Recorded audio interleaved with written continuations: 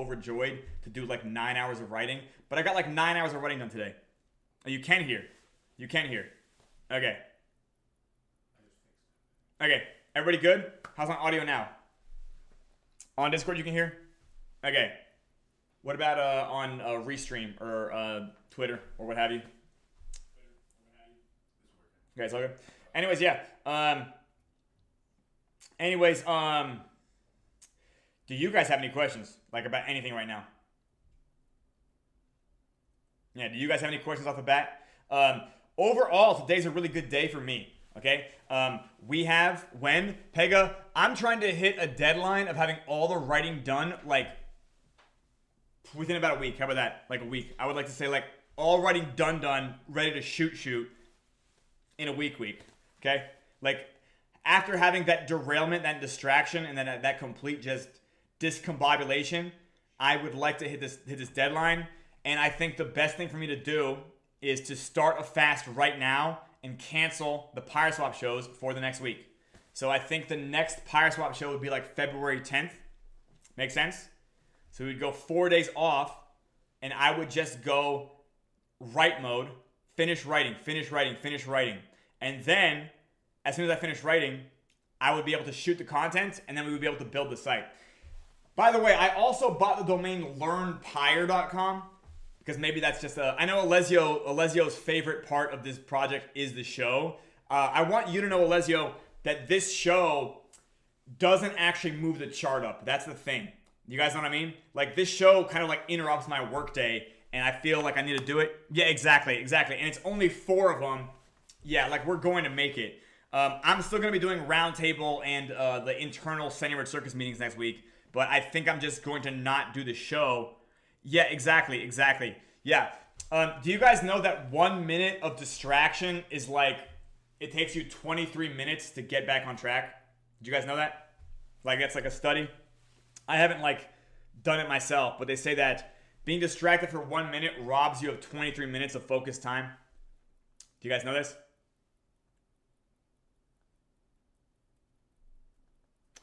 I agree.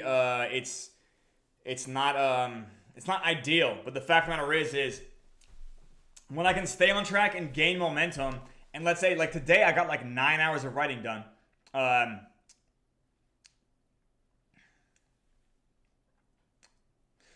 have like 9 hours of writing done, which might even be like the single most powerful writing day. Well, it's in the top 5 at least. Alessio, honest to God, roundtables are like roundtables consist of me just yelling at people. I'm kidding. But yeah, like I don't think I'll even make them long roundtables. But here's what I'll do, Alessio. I'll write GM in the chat, okay? I'll write GM in the chat, and I'm gonna react GM on everybody else's GM, so you guys know that I haven't gotten shot in the head, okay? We might still have a kind of like a roadmap of traction to maybe get the whole McAfee fiasco under control, but more on that way later. I don't know that shit yet. Pega, I've done it like 4 or 5 times, and I think that starting like today, the first day or 2 suck. Does that make sense? But once you get into that like ketosis, that ketones mode, I have found that the neurogenesis you get from it makes your mind incredibly clear. And I think if I can just get into like if I can get like 3 days of ketosis, I'll be able to fucking smash the shit out of this deadline. Yeah. More pain? Yeah. Fasting helps you with brain function, Alessio. So you should be able to write better when you fast. A lot of writers have done that. Yeah, I looked into this. Back in like December, to be honest. Yeah, it's literally only 4 days of not doing the PYRESWAP show. Seriously, last week I was doing it like 5-minute shows. Do you guys know what I mean? Yeah, like 5-minute shows. What do you guys want me to hear? Like, it's not done yet. I would rather be working on it than coming here to update you daily to say, hey, we did some, but not all, right? Like, that doesn't help you at all because, like, you guys don't have a progress bar. You guys don't have anything. You guys know what I mean? You guys just have me wearing a different shirt and blazer. Well, why so cynical? I don't know. Cheer up, Buttercup. Yeah. Yeah, maybe you're sad because you're not playing the IWV 4 times a day anymore. Yeah, maybe that's what it takes for you. Yeah. Yeah, maybe that's yeah.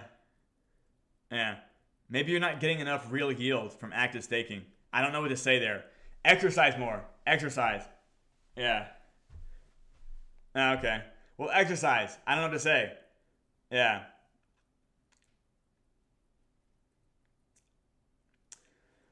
Well, okay, that's good. Um, I'm not surprised to hear about your big pharma story. That's kind of on brand for them. But regardless, yeah, affirmations are great. You have to tie. Okay, since this is Thankful Thursday, you have to tie like what you do in the day to day to like your larger grand like emotive motivations. Does that make sense? So like I have in a notebook, by the way. I'm going on a fast right now, and you know why I'm going on a fast? Because sometimes when I need to get in control of my diet, and I'll be honest with you guys, this fucking McAfee fiasco had me fucking my diet up every day. Do you guys get what I'm saying? I fucked up my diet for 4 days straight. Do you guys hear me? Fucked it up. Fucked it up. Sometimes the only way for me to do a hard grab of regaining control of my diet is to do something drastic and focused about it, like going on a fast. Do you guys get what I'm saying? Like a 4-day, 6-day fast type of thing. Makes sense? And the point being is, I have in a notebook, I have it written down like the causality sequence. And it's like, why do I need to have an optimized diet? And I literally have it written on my refrigerator. An optimized brain requires an optimized diet. And it's like, if I'm going to solve difficult problems, I need to have an optimized brain, right? And like, why do I need to solve difficult problems? Because it doesn't seem like other people can. Does that make sense? And therefore, the most heroic, noble, and lucrative thing I can do with my life is to solve those problems, right? In the service of others. Make sense? You know, something that I taught to somebody was that when you focus on your own advantage, you end up losing advantage. But when you focus on others' advantage, you can end up gaining advantage. When you focus more on like providing advantage to others, that's what advantages yourself. When you focus on getting advantage for yourself, you'll end up fucking, losing all your advantage because people just think you're, an extractor. I'm not gonna, derive into that. But yeah, gut health, yeah. Literally all of your neurotransmitters are created in your GTI, 100%. But the point being here is that, I have to tie the success of PYRESWAP to my diet. Does that make sense? In order for me to remember why my diet's important, right? In order for me to think about the success of PYRESWAP, I have to tie it to the fact that there's 1,000 scam-ass projects launched every day on a technology stack that really does have the power to economically and financially revolutionize the world. Does that make sense? It is really like, I don't know if I could ever translate what a tragic comedy the industry is from where I stand. Because I showed you guys the Ethereum white paper, right? Like, Vitalik Buterin said, hey, here's what you should build with smart contracts. Decentralized applications. And he gave them 4 or 5 examples. And then nobody fucking listened to him, and they just started figuring out how to create scams. Does that make sense? And the fact of the matter is that the scams, because of their emotional appeal, end up doing better marketing for this industry than anything else. Do you guys know what I mean? The scams and like the fake ass projects, because they channel more of that system 1 energy, they end up dominating the fucking narrative for this industry.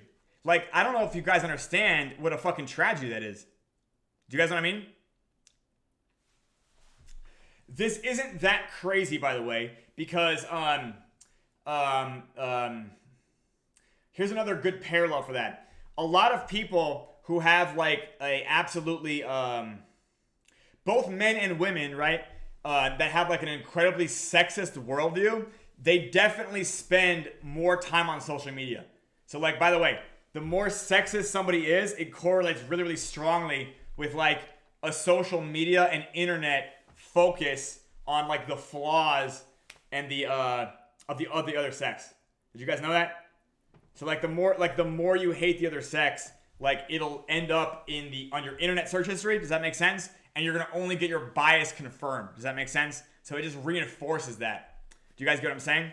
So therefore, as your bias gets reinforced, you only believe more and more of that sample size as it applies to the whole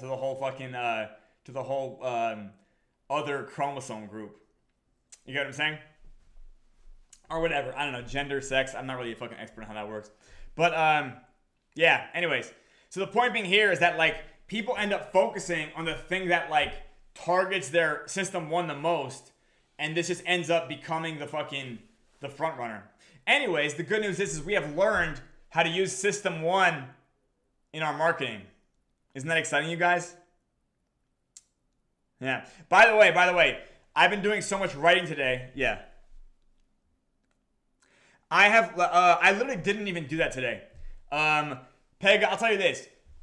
If there is a reason to like team up for a narrative about saving the Phantom Opera, that seems like something that I could possibly help with. Does that make sense? Like, I also believe in saving the Phantom Opera. So, like, I don't know what Harry Ye is saying, but, like, I do know that that's the title of his little fucking thing, right? Let's say Phantom, whatever, right? So, like, I don't know what the details of his plan are, but, like, the general idea is, like, yeah, I'm also on that sentiment, right? I'm not even trying to trash Sonic, right? But, like, I also just don't believe in, like, throwing away a chain that has history, community, etc., etc. You get what I'm saying? Like, again, but I think of it as credit history. Does that make sense? So new chain, no credit history. Old chain, credit history. Does that make sense? This is the same idea as like looking at tomb forks like they're not dead. They're just have bad debt that needs to be reclassified, consolidated, and eliminated. Does that make sense? Because I just think of that way. Like, oh, okay. Yeah, there's a bunch of, deep peg projects on Phantom. That's fine. It just needs to be reclassified, consolidated, and eliminated. That's the way Fi thinks. But yeah, I don't know the details, Pega, because my major priority has to be finishing Learn PYRESWAP, right? So, yeah, I don't know. What do you think? What are your thoughts on Harry A, Pega? Or whatever's going on with that. Good morning, Kidezo.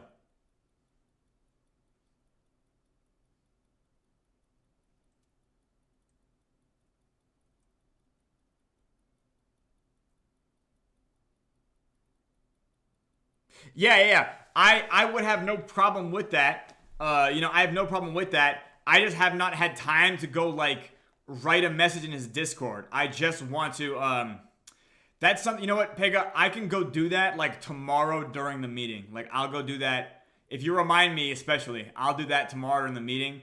But today, I just want to write for Learn PYRESWAP because, as you understand, I was, like, unable to do very much for Learn PYRESWAP at all for, like, 6 days. And I fucking hate that. I fucking hate, like, when the steering wheel is getting seized from me. So I'm trying to overcompensate and, like, really move the needle on Learn PYRESWAP.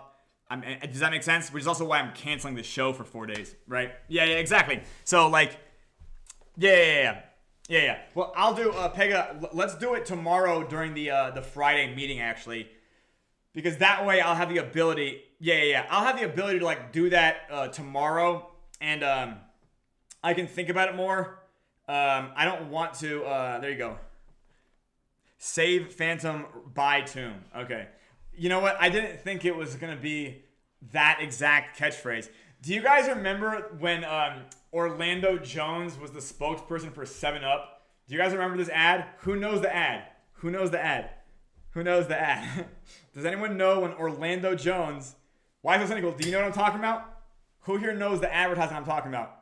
All right, this was an advertisement from the fucking 90s, and literally it was also 4 words, and it was for 7-Up, the soft drink 7-Up, and it went like this: Make 7-Up And this is the thing they did, and it was funny because like the front of the shirt that he wears said "Make 7," and the back was like "Up yours." And like the gaff, this was in the 90s, so like there wasn't like man on the street content everywhere. And this comedian is just going around the street like, "Hey, make 7, up yours," and he shows that, and everyone's like pissed at him, and it's like the negative reaction. Anyways, that was just so different for a commercial at the time that like it was one of the best commercials that year. I think it might have been a Super Bowl commercial as well. But anyways, save Phantom, buy Tomb. To me, it just sounds like make 7.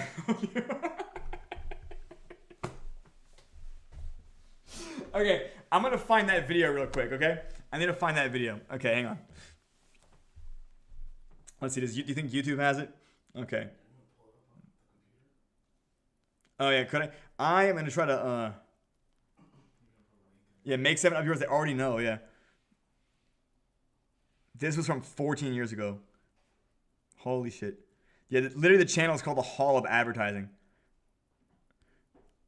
Yeah, because this was just like.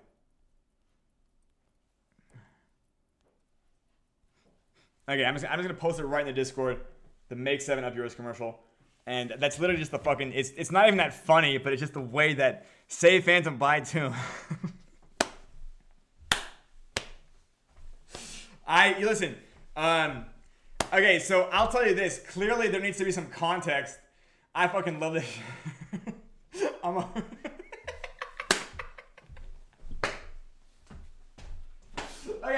Okay. I'm really glad that we could, yeah, exactly. You don't even need to watch the video. The preview itself is just doing the fucking is okay. Anyways.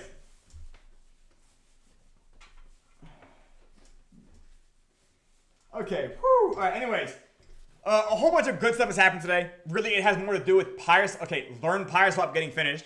I bought the domain for learnpyre.com. Maybe that's easier to fucking spell. LEARNPYRE.com. Right?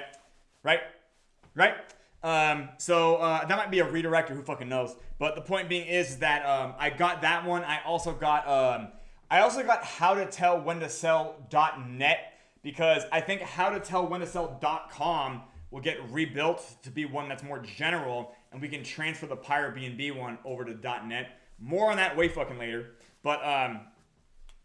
But yeah, why so cynical? I would rather build it on Tomb Chain. Does that make sense? Like, I would rather be like, hey, we're gonna go over to Tomb Chain. Does that make sense?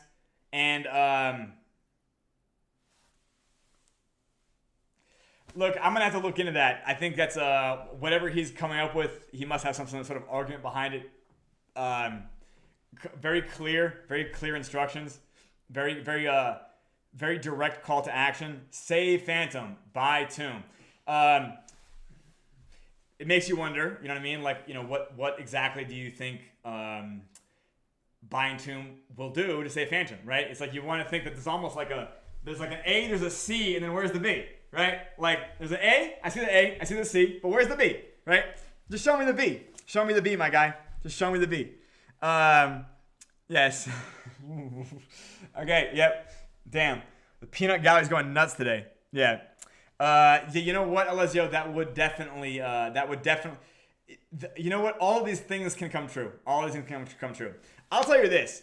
We're going to save Phantom with or without Harrier, okay? Just being honest. We're going to save him with or without Harrier, okay? We actually, like, Harrier is validating, by the way. Harrier validates for fucking Phantom. So, like, if he's going long term, bullish. Make sense?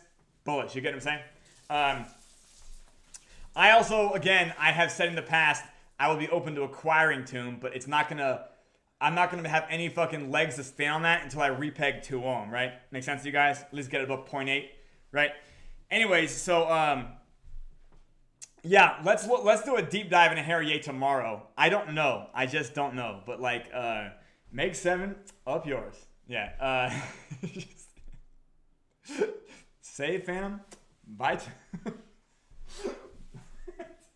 Save Phantom.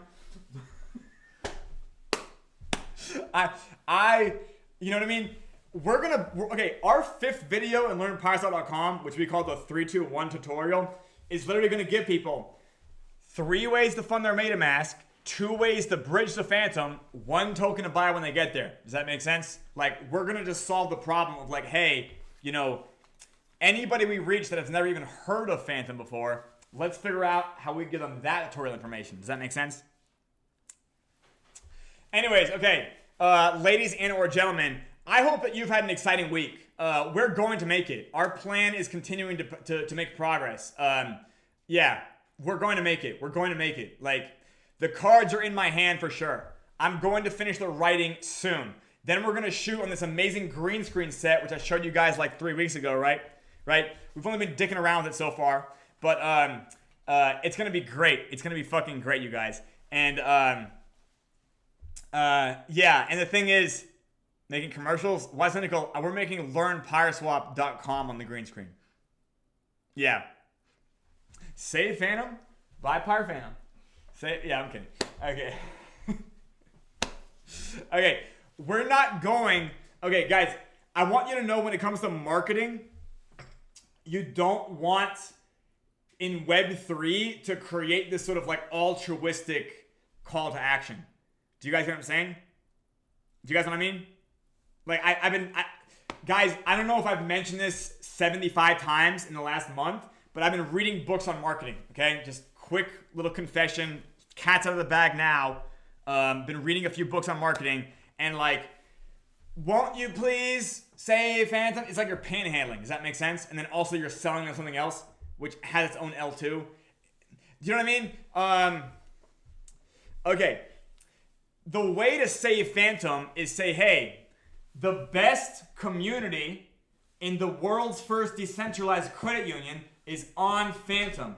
You can join this community. Does that make sense? You make it about what they get from doing it, right? Like, they by proxy save Phantom by getting what they want. Do you guys? This is an economics thing. Like, in order to save Phantom, we have to save the DApps, the DApp economy on Phantom. Does that make sense? And I'm just being honest, buying... you can make a real argument that's true, not like, hey, cause X, affect Y, right? Make 7 up yours. Like, it's just yeah, the Cynical, it got delisted. It got delisted because it's their own liquidity. Does that make sense? Like, they're the ones that are taking the fucking... You get what I'm saying? They're trying to move... you know, their money over to Sonic liquidity. Yeah. Why is Cynical? We have a tutorial coming out. 3, 2, 1 that teaches people how to get to Phantom. Yes, exactly. Yeah. I don't give a shit. Yeah. We will literally teach them how to use Layer 0 and the Axelar network. Does that make sense? Or the third one. I can't remember what that is. Yeah. So, like, the stuff on Layer 0, I'm pretty sure is permanent. Like, they can't turn it off. Like, I think whoever runs it, they have to whatever. I mean, they can pull their token off, right? Their Layer 0 USDC or whatever, but we don't really care about that either way. There's other stable coins. You guys get what I'm saying? We actually don't even give a shit about the stable coins. But anyways, yeah, Axelar USDC is bridged here. Does that make sense? Point being here is that we teach them how to use both those methods to bring their capital or their tokens over to Phantom. And then we say, hey, then you're going to go to PYRESWAP.finance and then swap. Yeah, red candles can't kill Phantom. Well, as long as the validators keep validating, Pega, this is true. As long as the validators keep validating, this is true. Yep. Just so you guys are aware. That is, in fact, the game.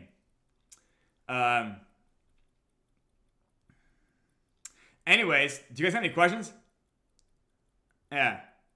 Yes, we will have the internal meetings tomorrow. Yes, we can go over the Harry A thing, which I'm sure is just comedy gold. And we are going to make it. Like, legitimately, like, yeah.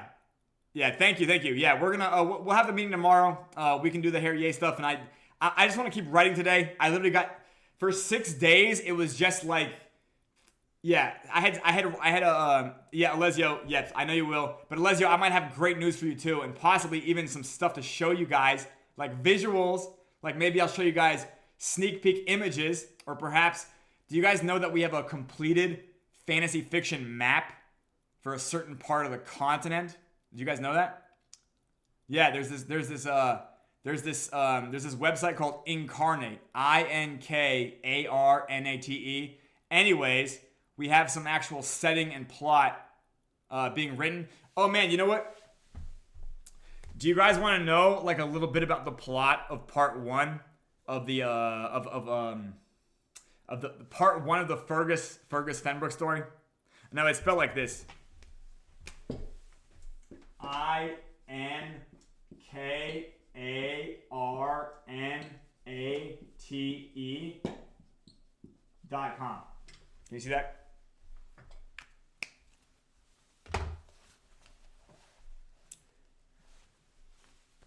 Yeah, this is basically like a fantasy fiction map making software. Yeah. Yeah, so don't we're not going to half-ass anything. Does that make sense? Yeah, like there's just like the Elder Scrolls, we will in fact have smut novels written. I'm kidding. Okay, okay. So I've been writing a lot on the oh my god. Okay, I'm muted now. Hang on. Audio check. Is it back? Is it back? Is it back? Audio check. Is it back? Audio check. Audio check. Okay. Okay, so I had a incoming notification. Anyways, so guys, I don't know if I've told you guys about like the plot on the fantasy fiction side, but like as I continue to push effort into this, it just seems to be getting really fucking good. And I'm gonna give you guys a synopsis of the first part of the Fergus Fenbrook story. Do you guys want to hear it? I'm just going to tell it to you conversationally, okay? When we do it for Learn PYRESWAP, it'll be way better. But if you guys want, since this is the last show for like a week and a half, if you want, I will tell you to. Yeah, exactly, Kidezo. Yeah, no, we're gonna knock this out of the fucking park. Yeah, like I think these videos will get 100,000 views eventually. I don't think anybody's really done this with like the combination of Web3, storytelling, marketing, and AI before. Like I'm being honest. And by AI, I mean mid-journey images. But so there's a wizard named Fergus Fenbrook, and he's coming back to his family farm. And he is a young man. We can assume he's in his mid-20s. And he just finished an apprenticeship with another wizard in a village that's another farming village that's pretty far away. It's like 10 or 20 days of a walk. Does that make sense? So this young man has come back from his apprenticeship. It's completed. And it's the summertime. And he's there to help his family because they're farmers. Does that make sense? He's there to help. But they're magic farmers. Okay? Fergus's dad actually is also a wizard. A farm wizard, as it were. And Fergus is going to help his dad on the family farm once he gets his licenses. Does that make sense? So now that Fergus has finished his apprenticeship, he now has to do all the paperwork necessary and mail it into the capital to make sure that he can get licensed for the right type of magic so that he can actually start helping his family farm out in a real way. Does that make sense to you guys? This is in fact the setting of Yalderfang. Okay? This is meant to be a bit of a parody on the real world, which you guys will see. So, since it's summertime, Fergus's father says to him, just like you, to show up after we're done planting. Now it's the summer, and there's barely any work to do until we get to harvest. And then they have that banter moment between father and son, right? My son is so lazy, like the father-dad says. But there's still stuff to do over the summer. They're building barns in the village, right? They're doing other things like fishing and hunting and stuff, right? And Fergus, of course, has his own job of writing letters so he can get his licenses taken care of, right? Because he has to apply for them, right? And prove that his apprenticeship is complete. Anyways, the first letter from the capital gets back to Fergus, and it says, hey, we haven't received any proof that you've completed your apprenticeship from Corville Buse, the wizard that you apprenticed under. And Fergus is like, well, fuck. That's a bunch of wasted time. So then he decides to write 2 letters. One now to his wizard master who he just finished apprenticing for. And then he figures, well, if it took a long time for my letter to get to the capital, maybe my master's letter is still getting delayed. So maybe I'll write another application to the capital as well. So just in case the next proof shows up, this letter will already be ready and I can get my apprenticeship completed. Okay? Well, sometime after he writes this letter, Fergus's father and his younger brother are helping a neighbor put up a barn. And since Fergus's father is a farm wizard, he's able to lift the barn up using levitation magic. Does that make sense? But these wizards are not the best carpenters. So the fucking barn wall snaps in half and Fergus's dad gets fucking killed. In fact, Fergus's younger brother gets mutilated across the face, but he's not too central to this plot right now. Anyways, so Fergus's dad just died violently and suddenly, and now the problem is worse because in order for them to harvest the crop that their family just planted in the springtime, they have to have the right licenses to exercise the magic they use to harvest crops. Does that make sense? These people aren't using machinery. In fact, not many of them even own horses because they use fucking magic for their farm work. Make sense?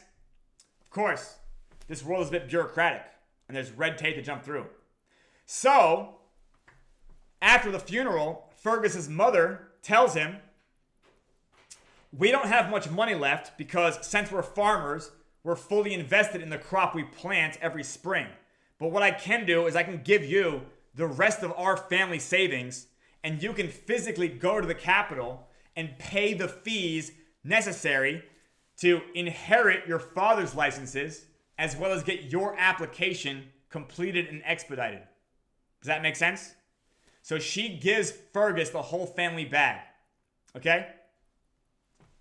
And they don't have that much time left. There's only a few more weeks until harvest season begins. Does that make sense? This is the summertime.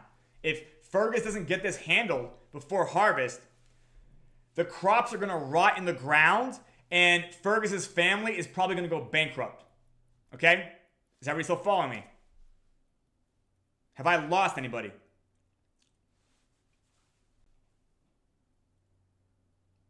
Okay. So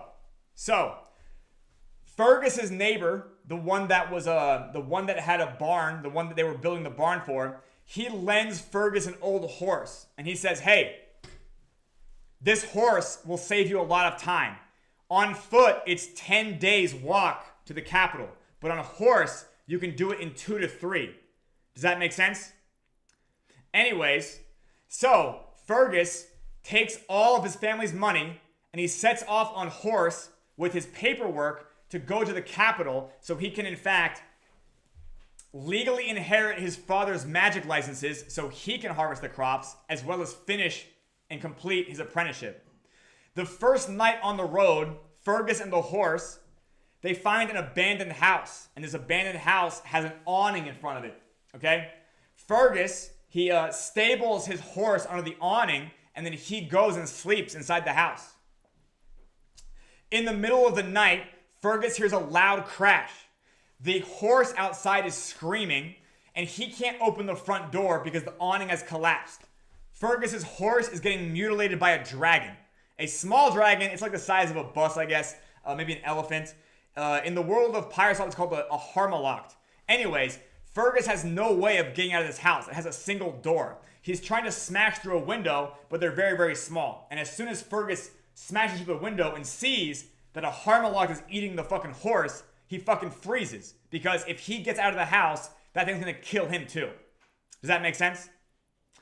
And because the horse is now dead, and he's now sitting inside the house, trapped, watching this fucking animal feast on the horse, his journey to the capital is now significantly gonna take longer time.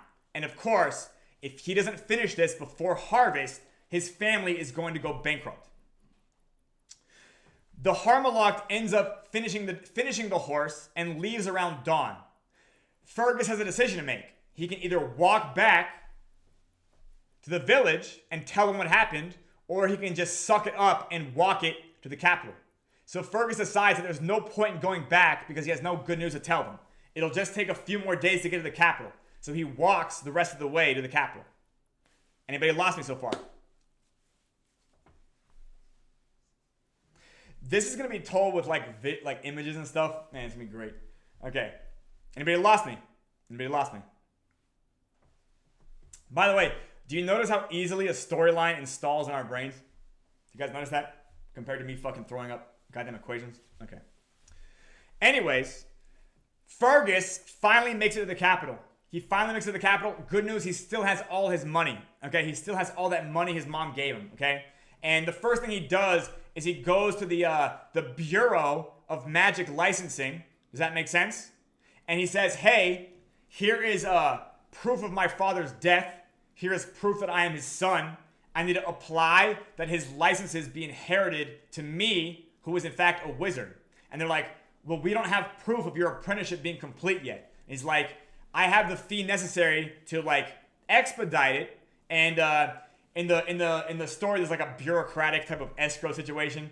The world of magic in this piece of fiction is very bureaucratic, and it's meant to be like sometimes useful, sometimes very very not useful. But it's meant to feel like people's natural powers are being suppressed.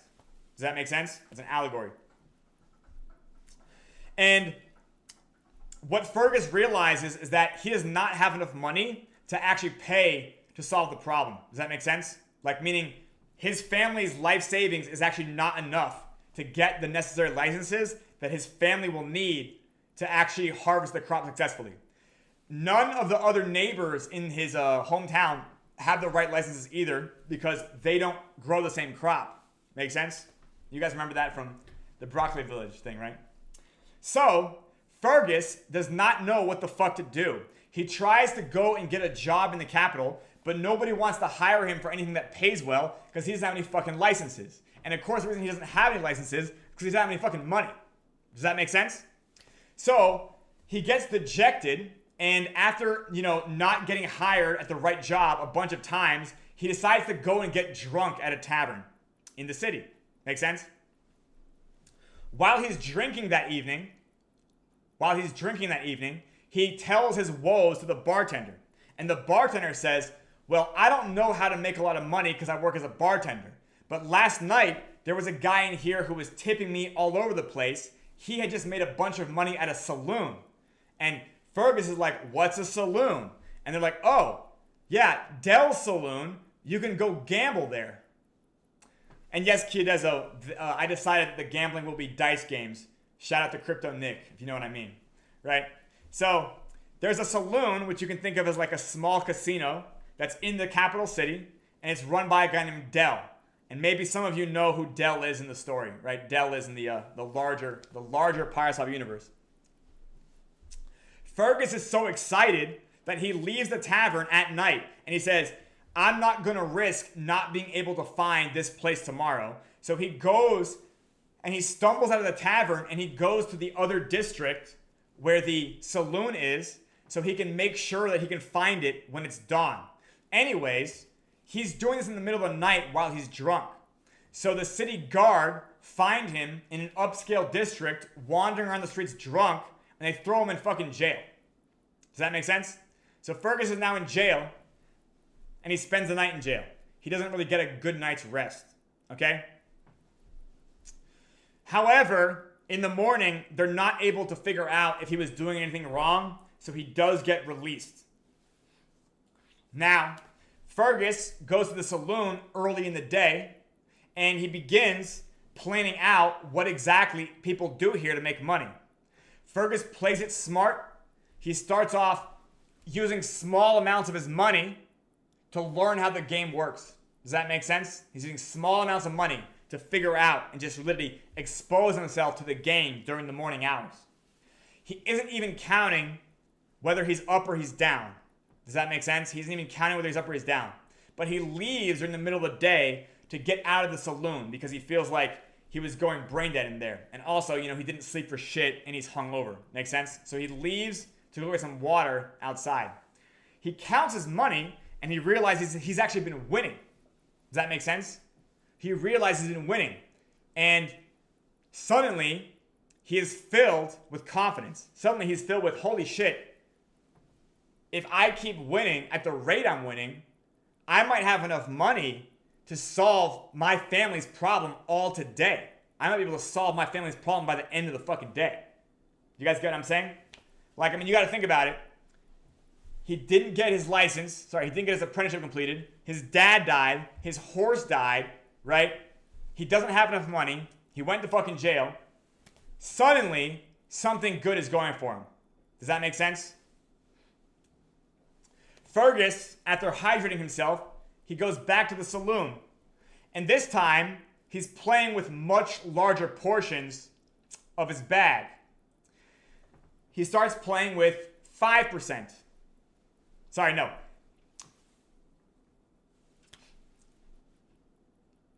He puts 5% of his whole position on the table. And the dealer, I guess you would call him, says, only 5%, sir. And he's like, you're right. I'll make it 25%. And he wins. Fergus wins his 25% bet. And the dealer persuades him, he's like, you're on a roll, sir. You should double it. And Fergus says, you're right, I will. So then he plays with 50% of his whole bag. He's so close to having the money he needs. And on the second bet, he also wins. He has so much money now. He has literally over doubled his family's life savings in under 24 hours. Make sense? On the third bet, Fergus takes a minute to calculate. He realizes if he bets his whole bag, he's going to be able to solve all of his family's problems for a real long time. Like, his family's been suffering so much since the death of their father. When he goes back to the village, he's going to be a real hero by solving it like this. So he bets his whole bag on the third roll. Anyways, that's the rest of the PYRESWAP show. I'll see you guys on February 10th. Have a good one. Bye.